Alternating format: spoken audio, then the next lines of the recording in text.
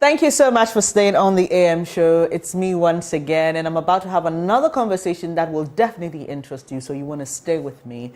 We have become a global village. I'm sure you know that by now. And with the current situation as Ghanaians and the fact that our very own finance minister spoke to young people and said, we have no jobs waiting for you. You need to start getting entrepreneurial. Only points to the fact that Ghanaians must begin to expand businesses, expand business ideas, build networks, important networks globally.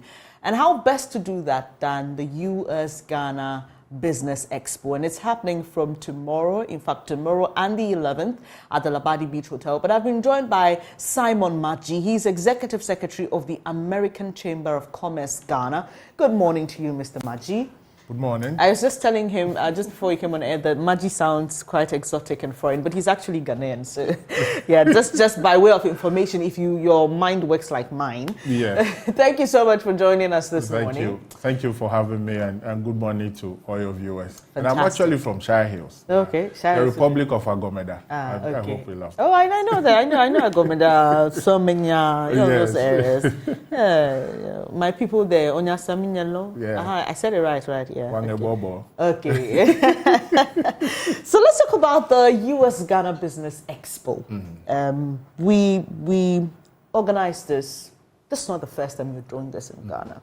And there are many people who are paranoid about what the interest of the West is really for us as a people. You know, they talk about all these concepts of the West trying through businesses to reinforce dominance and all that. So there are people who are quite laid back about involving the West, in whatever scenario, whether political, economic. But just tell us over the years how beneficial these partnerships have been and why it's important that you continue to have these expos. Well, thank you, and I think that's a very brilliant question to ask. But we need to look at it from a globalized context. The world is global. People move around, investment will move around, capital will move around. And so we have to be prepared for the best, from wherever we can get it. And as we know, our own government cannot create all the jobs for us, like you've rightly said. So the private sector must take the lead. But private sector is connections around the world. It's interface between people, between capital, and also moving around the world where they can create value while maximizing their returns or their profit. So it's essential that we look at this from a more globalized perspective. And what is in for Ghanaians? These things are very important because they are creating the partnerships that Ghanaians need, Ghanaian businesses need. Ghanaian businesses are open to working with people around the world. So they don't just make money, but they create a profit which is spent in Ghana. Taxes are paid, skills are transferred. We also have technology transfer. So we build our own local businesses that will become global. And if we want to build global businesses, it's important that we look for partnerships that will carry us there. So these things are important. And that's why we have to look beyond our own shores to work with others so we can get the value we want and they also get the value they want. And it's a win-win situation for everybody around the world. So, I'm just reminded of a conversation I had with a real estate developer at a program that I moderated for the Design and Technology Institute. It was one on precision quality. And he was telling me about how, most of his career he had thought about building his company to a certain point where he could sell it off and make profit. Until he met a brother from Nigeria, and when I say brother, you understand what I mean, whose dream was bigger. He actually wanted to build his company to the point where he could buy the highest or the largest competitor on the other side of the world. So I'm thinking that this expo is not only for US businesses to sell their ideas to Ghana, but for Ghanaian businesses to also attempt to have partners in the US. So it's not just a downward or downstream thing or just trickling ideas and concepts from the West to us, but also the flow could be the other way around. Well, that's very true. So if you look at the theme of the Expo, it's leveraging US-Ghana trade relations to promote growth and prosperity. So we are looking at prosperity for the citizens of our two countries. And who do we have coming? I mean, we have the United States Under Secretary for International Trade from the Department of Commerce, leading a delegation of about 30 U.S. businesses that are mainly minority-owned businesses. So folks that are African American, and it's in the field of cybersecurity and also consumer products. Those from the Ghanaian side, you have companies in oil and gas, you have mining services, you have those in the beverage sector, those in destination management. And of course, the African American trade associations out of the US, so the diaspora component of it.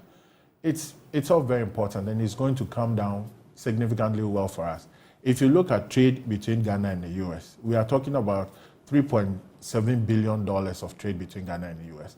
2.7 billion in favor of Ghana, and then 1 billion in favor of the US. So there's significant trade between our countries. If you look at US investment here, in 2021, we are looking at a region of $421 million.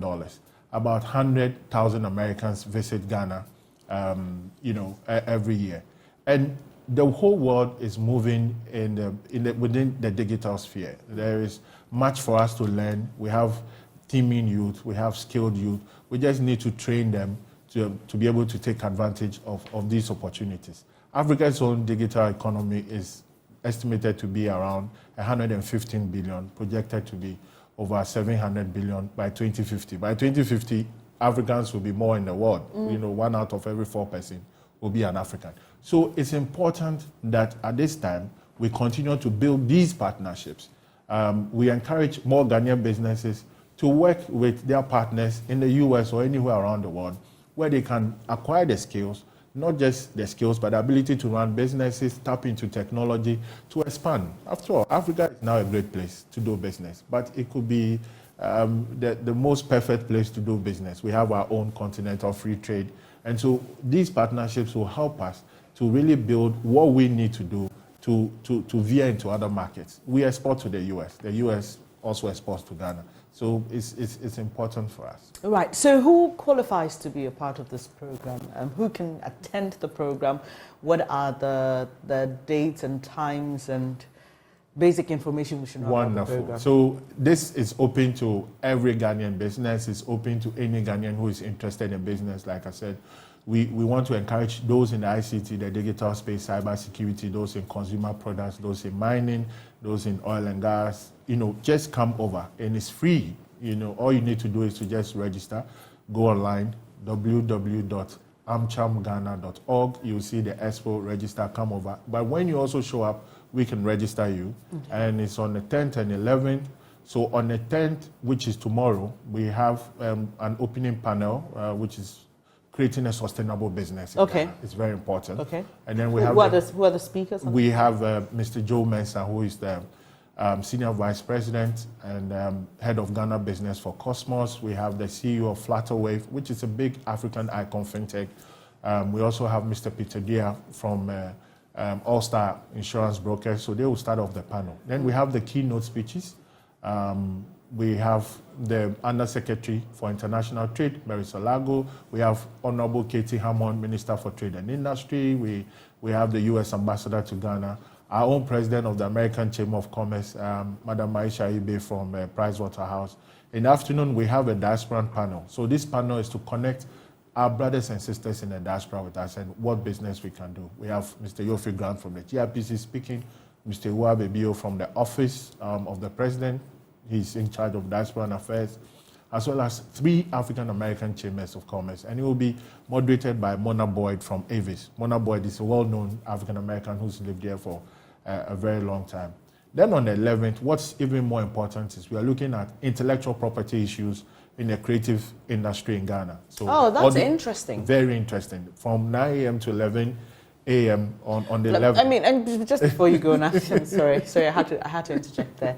How does this interest the US-Ghana Business Expo, intellectual property within the creative space? Well, intellectual property drives everything. I mean, we have to protect people's work. It's important. And we've seen the growth of the African creative industry around the world, especially in the US. Africa is now a big exporter of, creative work around the world. So we learning how to protect that craft or work from the beginning is essential so that our creatives can make more money, then pay more taxes to the state. And then they get to keep their name from generation to generation. So that's why it's important for us. And it also creates the culture, people to people. For the first time in a very long while, we now have the opportunity to also export our culture, our understanding of the world, to everybody else.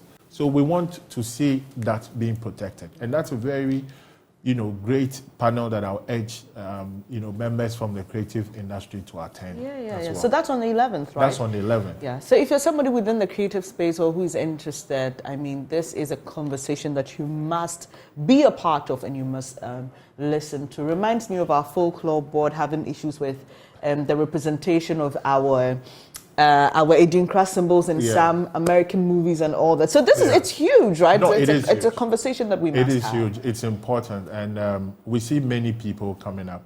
Africa is at a good place right now. And I think we are on the cusp of something very significant. We just have to take advantage to build the right relationships, and we'll get there. And I must say that these are some of the few conversations that we have here that gives you that glimmer of hope, because most of the time when we have to talk about what's happening in our country, it's always on the downside. And it's not from a bad place. When it happens, we report, right? That's true. So this is good news. So, I mean, your final words as we wrap up the conversation. Well, we want to grow a lot more of the trade and investment between Ghana and the US. I will urge every business person out there to show up on the 10th and 11th. It's free, just register and show up. And we're also grateful to all our partners, to Delta Airlines, to Cosmos Energy, to Avis, to Cargill, and to All Star Insurance, and to the other partners that you mentioned, the U.S. Embassy, the Embassy of Ghana to the United States, our own mother body in the U.S., the U.S. Chamber of Commerce, and of course the U.S. Foreign Commercial Service here. And we look forward to having all of you. And thank you to your team as well for being Joy FM and Joy Business for being a great partner to this event. Right. So we'll Thank you so much. What time tomorrow? It's from 9 a.m. From 9 a.m. at the Labadi Beach Hotel. Yes, Labadi. Thank you so much. That's Simon Makji. He's Executive Secretary of the American Chamber of Commerce, Ghana, and we've been having a very super interesting conversation about the US-Ghana Business Expo 2023. It's now time.